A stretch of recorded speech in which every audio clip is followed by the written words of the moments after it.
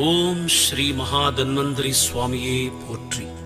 பக்தர்களே, இந்த உலகம் மிகவும் ஒரு கொடூரமான பாதையை நோக்கி செல்கிறது.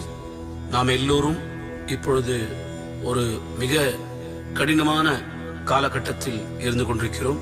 கண்ணுக்கு தெரியாத ஒரு உயிர்கொல்லி நோய் இந்த உலகையே அச்சுறுத்தி கொண்டிருக்கிறது.